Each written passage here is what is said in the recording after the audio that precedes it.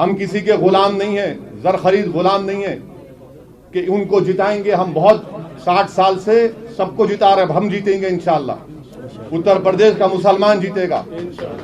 कब तक हम इनको कंधों में बिठाकर, कभी अपना बेटा बनाकर, कभी अपना भैया बनाकर, कभी अपना नेता बनाकर, कब तक इन लोगों को जिताते रहेंगे? हम क्या कोई खैती हैं?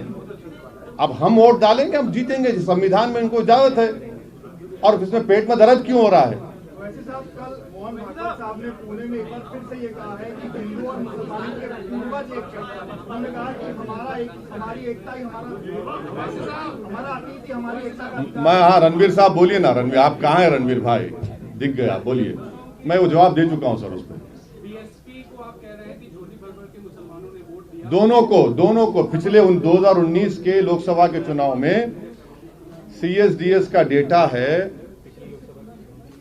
2019 का कि 70% मुस्लिम्स वोटेड फॉर, 70% मुसलमानों ने बीएसपी और सपा को वोट दिया, और 50% के ऊपर हमारे हिंदू भाइयों ने बीजेपी को वोट दिया। ये मैंने कहा है। मैं यही कह रहा हूँ कि अभी मायावती जी का कार्यक्रम चल रहा है और वहाँ शंख बज रहे हैं, वैदिक मंत्र पढ़े जा रहे हैं, तो मुसलमान आखिर क्यों आपको वोट करें? क्या सोच के वोट? वहाँ जय श्री राम के नारे भी आज लगे हैं। हाँ, नहीं, देखिए, वो उनके पार्टी का प्रोग्राम है, जो करते कर लें।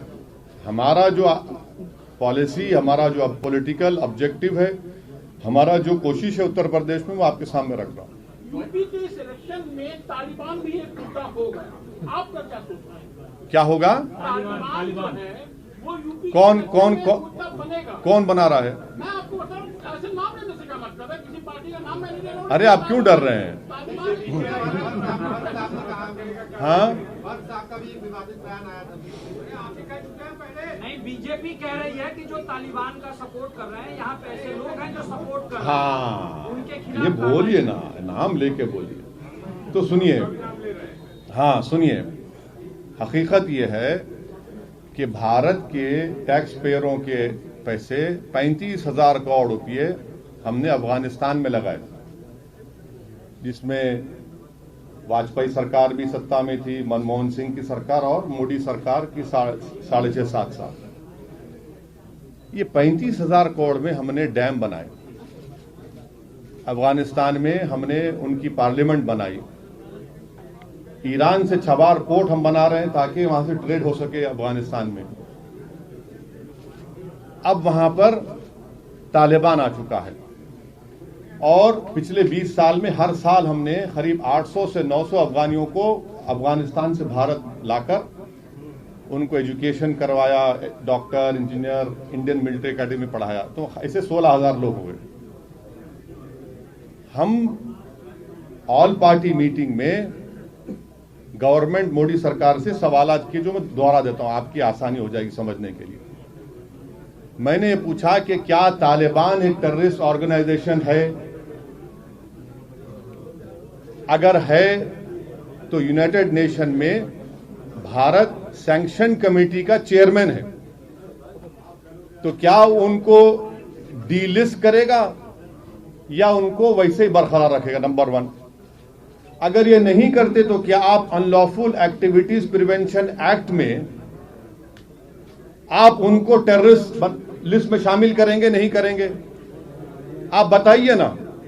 और अगर ये भी नहीं करते तो फिर उनको खामोश रहना चाहिए, इस तरह की वाहियात बातें ना करें। जो उनको अपोज करा उसको ये नाम पुकार देंगे। आप सत्ता में हैं।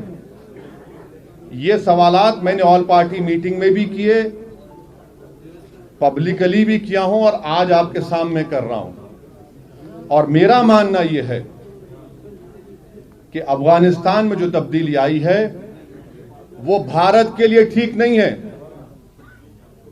5वीं बात सुन लीजिए, कल का हिंदुस्तान टाइम्स अखबार,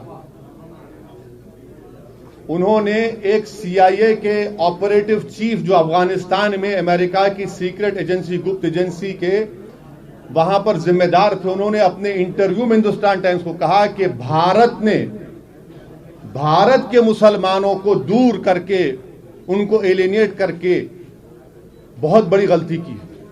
ये अफगानिस्तान के पस मंजर उन्होंने कहा, मैंने नहीं कहा। उन्होंने अपने इंटरव्यू में यह भी कहा कि भारत में ये रिलीजियस और नेशनलिज्म के नाम पर जो कुछ हो रहा है ठीक नहीं है, उनके अल्फाज हैं।